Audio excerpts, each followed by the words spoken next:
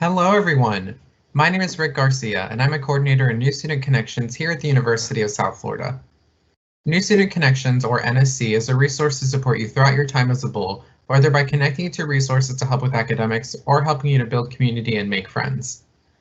I'm excited to welcome you to our How to College virtual chats, where we hope y'all will be able to learn more and get your questions answered regarding a number of academic and institutional topics. Our PAL host joining us tonight is Gabe, who's a third-year student majoring in history and international studies. Take it away, Gabe. Thanks, Rick. Like you said, my name's Gabe, and I'm excited to be here with you. I'm a third-year student majoring in history and international studies, and I'm from Tampa, Florida. Today, we'll be learning more about all things related to adjusting your course schedule, including how to register and edit classes on your schedule, important things to consider when making decisions about your schedule, and what to do if you still have questions. By the end of this session, you will have some great tools and information to make sure your schedule is ready to go for the semester. We have some folks here with us that are experts on campus when it comes to this topic. So please allow me to introduce McLean, Elizabeth, and Christina, peer coaches at all three campuses of USF. We'll be in great hands learning from them. Hello, everyone. My name is McLean, and I am a second-year education major from the USF St. Petersburg campus, and I'm originally from Sarasota, Florida. Hi, my name is Elizabeth Kimker. I am a sophomore criminology student, and both my home campus and hometown are Sarasota, Florida. What's up, Bulls? I'm Christina. I'm a third-year student majoring in marketing and minoring in environmental policy at USF Tampa, and I'm from Fort Myers, Florida. So today we're going to give some helpful tips and information to make sure that your schedule is ready to go for this semester before add/drop ends this Friday. Specifically, we're going to be going over how to the process of registering for classes and editing an existing course schedule, important things to consider when making decisions about your schedule, and some tips to how to get your questions answered. So before we dive in, we just wanted to take a moment to remind everyone of some important deadlines coming up this week. This Friday, January 15th, is the deadline to finalize your existing spring 2021 course schedule, after which you will be financially responsible for all of those courses. So this week, known as Add Drop Week, is your chance to edit your schedule if you need to. January 15th is also the deadline to pay your tuition bill so that you won't get removed from those classes if you do not have a tuition deferment. Now that we know that we can edit our schedules this week, let's talk about how to do that. We'll start with a brief overview and reminder of how to register in the first place using Schedule Planner. You'll start by going to my.usf.edu and logging in, followed by clicking on Oasis. Once you're there, you're going to click on Student, then Registration, then Schedule Planner. And now, once you're on Schedule Planner, you can add courses you are interested in by clicking the Add Courses option, and you can designate times where you are not available for classes with the Add Breaks option. You can then click Generate Schedules to see all possible schedules for the information you put in, and you can view those in detail. Once you have a schedule you like, you send it to your shopping cart and then click Register at the bottom of the Oasis screen, and you are directed to finishing registering. The step in that process that may spend a bit more time looking at for the right classes for you. Let's watch a quick video breaking down how to search for classes as you build your schedule. Once in the Schedule Planner, note the various search options at the top of this page that will help you narrow down class sections and build your ideal schedule. For example, you could filter by course status. This allows you to look for only open classes, open and full classes, or open and full with a waitlist option. Keep in mind, not all courses offer a waitlist, and you cannot register for full courses. Only look for full courses if you need a particular class and want to watch for a seat to open during Drop Add Week. You can also filter by instruction mode. Select Instruction Mode and choose between Classroom, Hybrid, Primarily Online, Fully Online, or all modes. Click on the Add Course button to begin building your schedule. This will bring you to the Add Courses page, which defaults to a search by subject and course number. Use the drop-down menu to find specific courses in this page. You can also search by course attribute to find and add courses that fulfill either State General Education Core or USFT for Tampa General Education requirements. When you have selected the desired attribute, only those courses that will fulfill the requirement will be visible. The third option is to use the DegreeWorks tab. When you select this tab, any courses you or your advisor have entered into your active DegreeWorks planner will be visible and ready to add. A fourth option allows you to search through all the courses a particular department is offering. You can filter these courses by subject prefix to narrow your options further. This is an excellent option for finding electives outside of your major or identifying major courses when you have multiple options for one requirement. Finally, you can search for courses by instructor. If you have taken a course with an instructor you built rapport with, this is a good opportunity to find other courses they are teaching. A word of caution. Many students use outside recommendations from websites like Rate My Professor to choose between instructors. As with any review process, this method is deeply flawed. Anyone can post a review regardless of whether they actually took the course, and making decisions based on anonymous recommendations can result in missing out on excellent educational opportunities. We recommend that you choose classes based on how they benefit you academically and professionally. As we can see, there are a lot of options to help you find the right courses you need and extend your options. We're going to move on to Elizabeth next, who's going to talk some more about some other options you have. There definitely are a lot of options, and that will be helpful for you as you try to adjust your schedules this week and if you need to make any changes. This video is going to break down how you can edit an existing schedule, which will be particularly helpful for add drop week. If you need to alter your registration, you will need to change your selections on the home screen of Schedule Planner. The default setting will select all of the courses in your desired course list and the ones in which you are enrolled.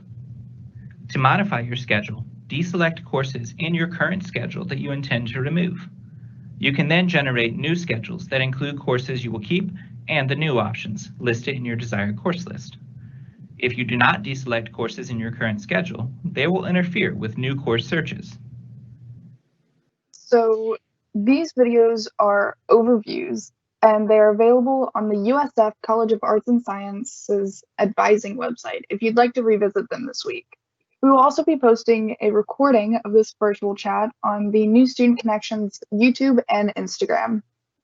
So on the next slide, when it comes to editing your schedule, here's a solid tip from people that have registered for classes a few times. When you're wanting to maybe replace one course on your schedule for another, you always want to add a course section to your schedule that you're interested in before you delete an existing one. This will help avoid a situation where you remove a course from your schedule and then a new course you wanted ends up filling up before you can add it, and then you're just short one course on your schedule and have to search for a new one all over again. Next, we're going to hear from Christina on the next slide. Now that we have gone over the logistics of adjusting your course schedule, let's talk some important things to consider when making decisions about that schedule on the next slide. A pretty important question that probably comes to mind for most is, what classes do I still need to take to make progress towards my degree? Well, of course, we want to make sure you are taking the right classes and making that progress, and DegreeWorks is a great tool to help us do that. You can see everything that you need to take in order to earn your degree from USF, including courses you have already taken and requirements that you still need to meet. This information can be helpful not only in making decisions for your schedule this semester, but even to come up with a degree plan to map out your path to your degree through future semesters. We'll watch a quick video now that breaks down how to use DegreeWorks for us. Hello, my name is Nicholas, and today we're going to learn what DegreeWorks is and how to use it. DegreeWorks is a web-based degree audit and tracking system helping students and academic advisors monitor progress toward degree completion.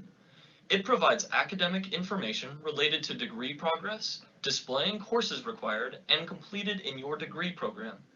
To access DegreeWorks, either enter the web address degreeworks.usf.edu and enter your NetID and password, or you can enter through Oasis by clicking on the Student tab and clicking DegreeWorks. On your DegreeWorks page, you'll see your advising information at the top of the page. You'll see your current GPA and major, how many credit hours you have, and how far you've progressed on your degree. Below this, you will see your actual requirements for your degree. This is broken down by categories such as major requirements, Gordon Rule requirements, and foundations of knowledge and learning. This section shows you which courses you've completed, labeled green, which courses you're registered in, labeled blue, and which ones you still need to take, labeled red. If you have any questions regarding DegreeWorks, your classes, or your major, please ask an academic advisor. Thanks for listening, and go Bulls! So the next question we think is important to consider is if you're going to be considering any other majors or minors that you should be factoring into your schedule. DegreeWorks can also be helpful for this because additional majors and minors that you have declared will appear there with their requirements. If you still have yet to declare an additional major or minor, you can still explore those programs' requirements through the undergraduate catalog and potentially take classes in those areas if you have room for electives or general education courses. That being said, it is important to consider what you can realistically decide on before add/drop ends, such as taking an elective versus something that may make more sense for a future conversation with an advisor, like declaring said major or minor based on the advisor's availabilities and the January 15th deadline. So next on the list of things to consider is what your out-of-class commitments are that may affect when you can take classes. Time management is the key here because you want to not only make sure you aren't spreading yourself too thin by having too many classes and other commitments, but you also want to make sure that you aren't registering for a course that meets when you have work, for example. Another pretty important consideration to make is what your financial situation is and what the right number of classes is for you according to that. Some aid and scholarships require that you take a certain number of credit hours, which is definitely important to consider, and if you are funding your own education, you might want to make solid decisions for yourself. A good resource for questions about your specific financial situation is the Office of Financial Aid, and for more general advice or resources, you can check out Bowl to Bowl Financial Education, who have solid staff and peer educators that can help. The final piece that we want to point out to all of you is to consider the modality of courses or how the course is being offered, of which there are 4 options: classroom, hybrid blend, primarily distance learning, and all online.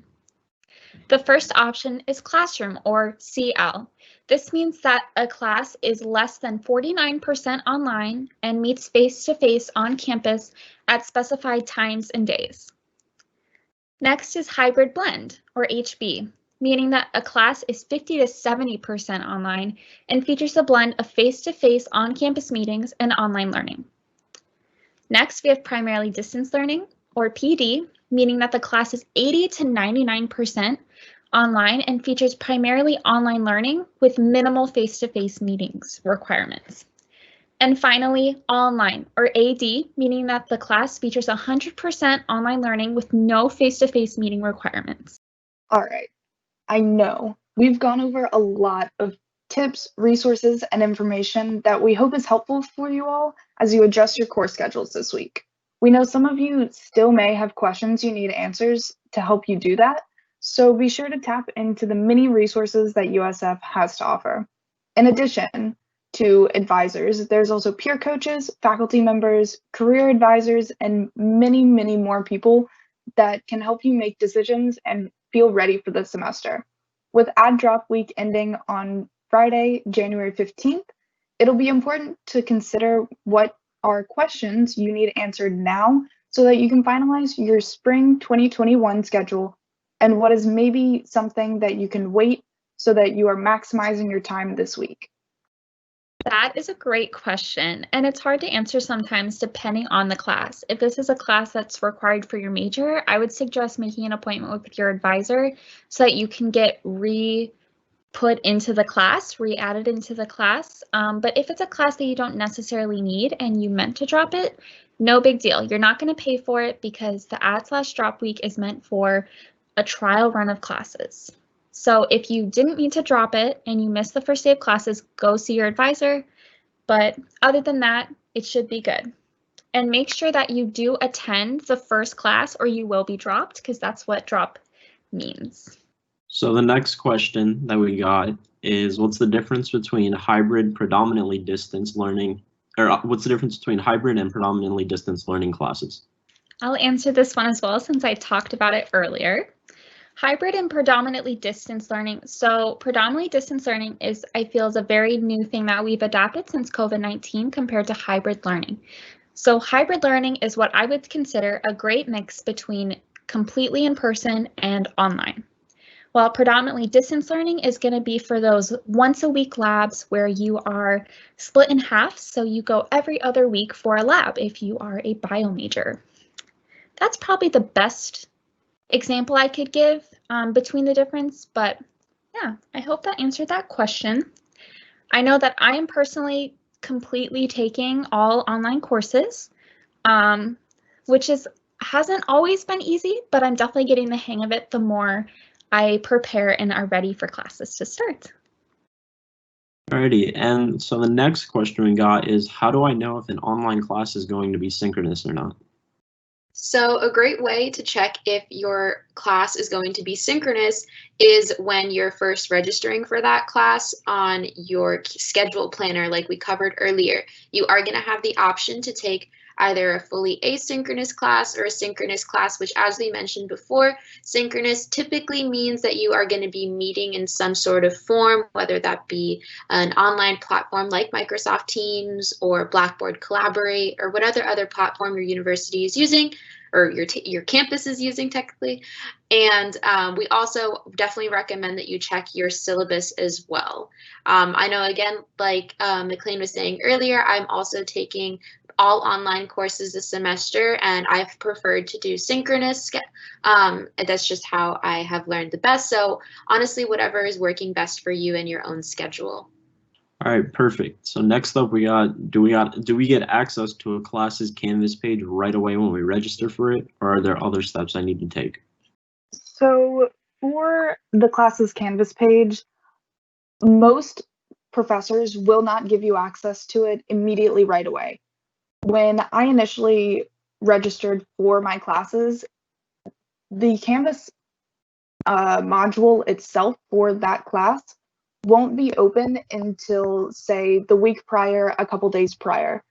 I know a couple of my classes for this semester, at least, one of them opened on last Wednesday, and then one of them didn't open up until yesterday night, and I had just looked at the syllabus for that class.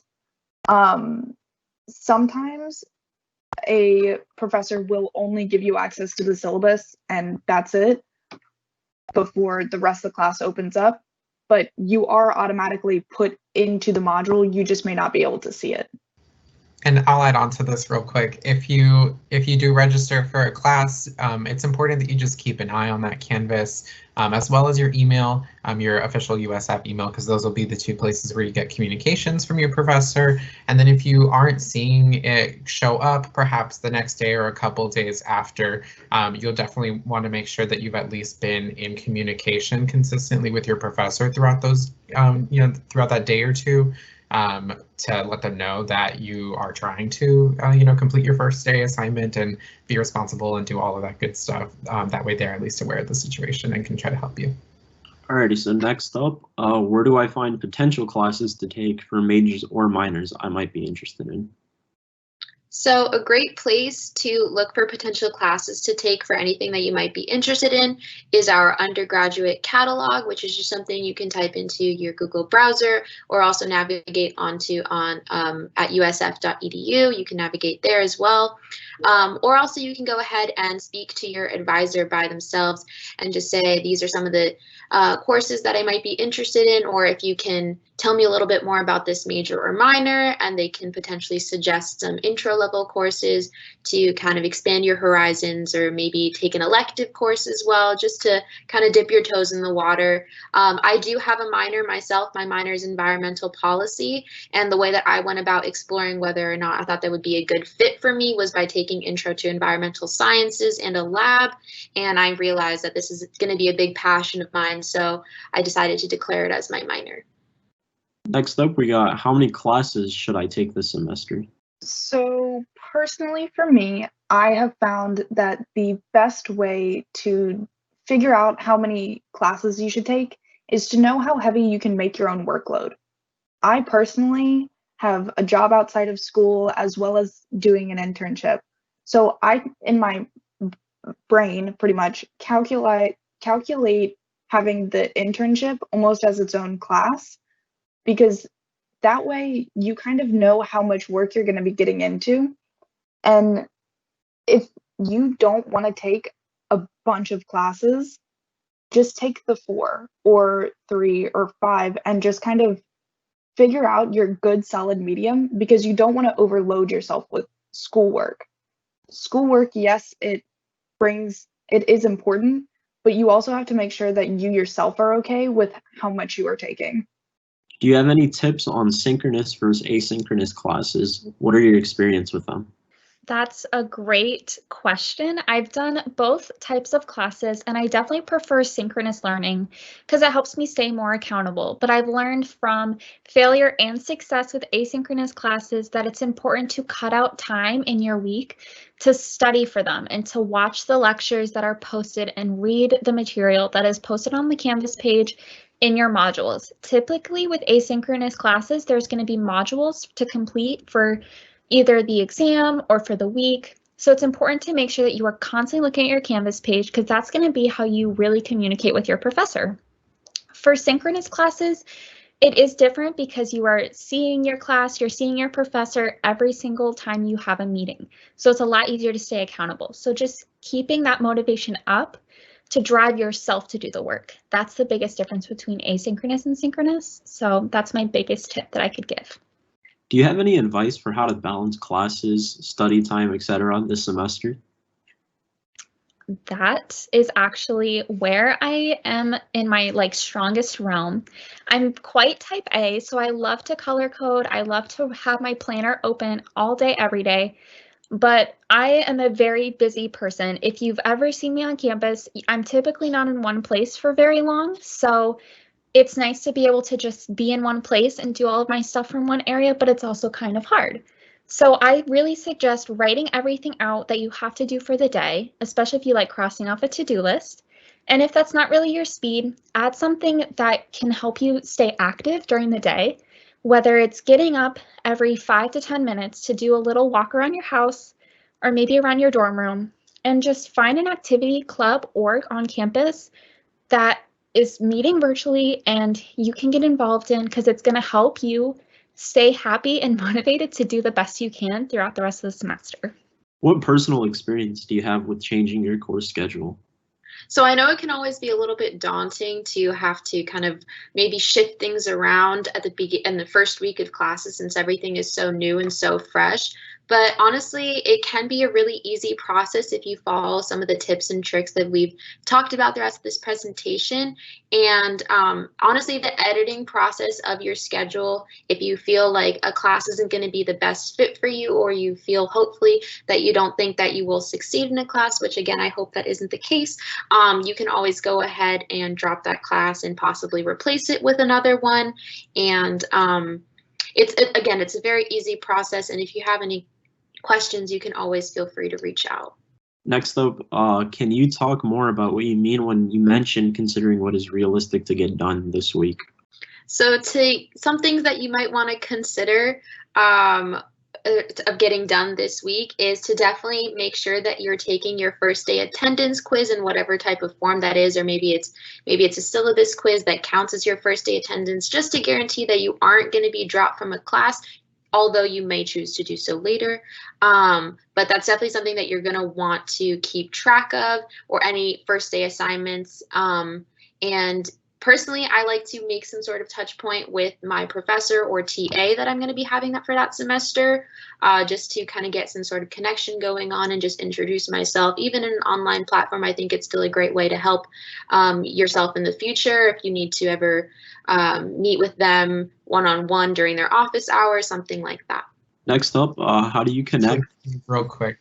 That was good, Christina. I just also wanted to add on, we did talk earlier in the presentation in regards to thinking through what's realistic for y'all to accomplish this week if you're thinking about editing your schedule or anything like that. And really, I think what the point there was making sure that you're thinking through what's like a realistic decision that you can make this week. Like if you're thinking about adding that like additional class or maybe switching out one class for another, that's definitely obviously, you know, something that's realistic to decide on between now and Friday before add drop ends, so that you can decide that for yourself and make that choice for your schedule.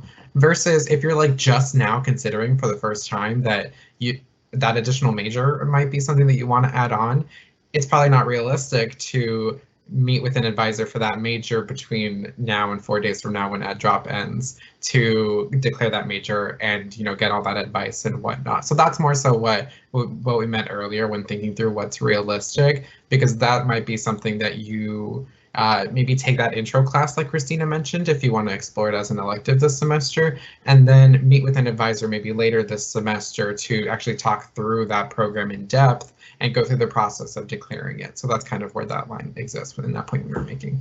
So next up, we got, how do you connect with your professors? Through Canvas or through email? So in my experience, a lot of professors, especially now that we are more online, but even before, on their syllabus, most of them will put either, well, they have to put their email, but some of them will put a separate email, and a couple of them will also put their cell phone number. I highly encourage just at some point, even just giving them a call, being like, hey, I'm in your class, here's who I am, just kind of get like a basis connection with them so that if you do end up needing something or if something happens, they already know who you are just from that one phone call. You can also email them and do the same thing. I've done that a couple times. You can Canvas message them. Some professors really love the Canvas messaging, Canvas email system. Some of them also really hate it. I've had professors point blank tell me like, hey, don't use Canvas, I won't look at it. And you kind of are just like, oh, okay.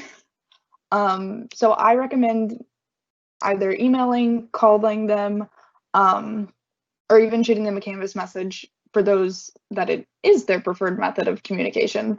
But yeah, do what you can. Next we got, what if I want to add or drop a class after Friday? That is a great question. And this goes back to talking to financial aid if you're on a scholarship and you're only wanting to drop a class and not replace it, or add a class and add on more credit hours. So if you are paying for your own education, this will either mean that you are adding a class at an extra cost if you're not replacing it with one before Friday. And after Friday, that tuition deferment will be in effect, so you will have to pay for any class that you drop or add after Friday. So the deadline for the free trial of classes this semester ends on Friday, because that gives you an opportunity to attend your first class, see if you like the professor, if you mesh well with them. However, that week, if you do add another class, will not roll over for the next week. This is the only add/drop week. So just be aware of your financial situation before you drop all of your classes or you add on 10 more. Alrighty, so this brings about the end of the Q&A. So I'm going to go back over to the guest host and ask just if there's any final key points that you want the audience to take away from this meeting. Probably one of the biggest key points that I can provide is just to stay in contact with your professors and your academic advisor and use the resources that USF has provided to you.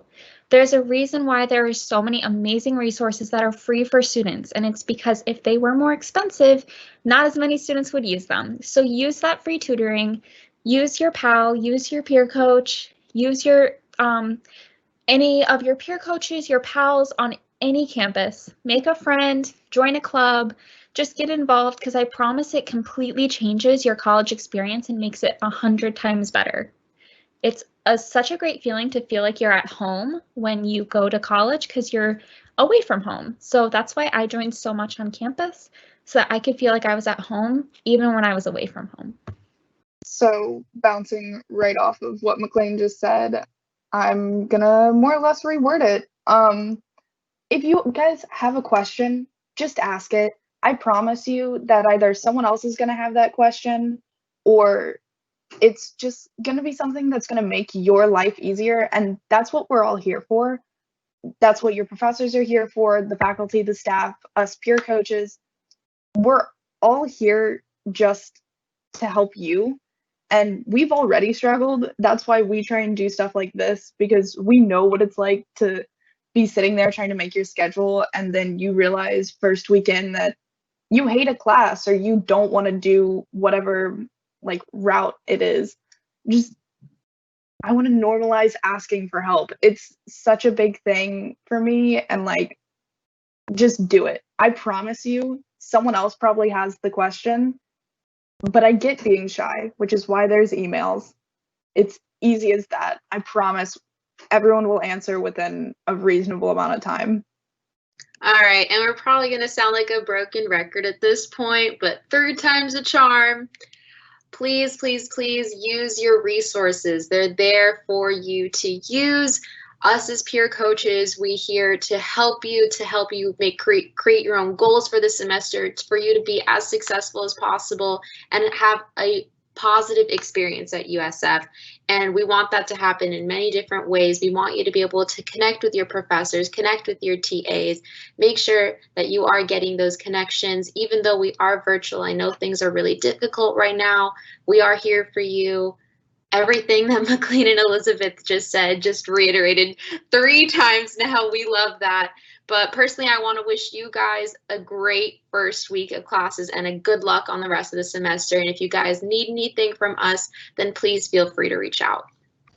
Those were some great questions, everyone. Hopefully this time was helpful for you to learn more about how to adjust your course schedules and our lovely peer coaches' personal experiences with editing their own schedules and going through all of that fun decision making.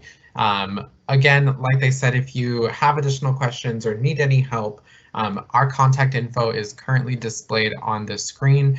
Depending on what campus you're on, there's some contact info and an Instagram handle there for each campus. On the left, you'll see St. Petersburg. In the middle, you'll see Tampa, and on the right, you'll see Sarasota, Manatee. So if you have any questions about what we talked about tonight, really any questions in general, or even if you're hoping to connect with a peer coach like the ones who have joined us this evening, you can definitely reach out at those email addresses at the bottom of your screen currently, and we will be more than happy to connect you with a peer coach, get your questions answered, and so much more. For more information about these virtual chats and other great opportunities for all Bulls this semester, please definitely check out the Go Bulls Guides app. So if you go on the App Store for whatever phone it is that you have and you look up Go Bulls Guides, it's an app that you can download. And if you open up the New Student and Family Guide, that'll have a ton of information, resources, and events that you can take advantage of this semester. And it's really your one-stop shop for all things USF and help you get tapped in and connected. And if you're hoping to access that on a browser as opposed to an app, the URL on your screen will also take you to a browser version of that guide. Thanks again for joining us to learn more about How to College, and as always, go Bulls!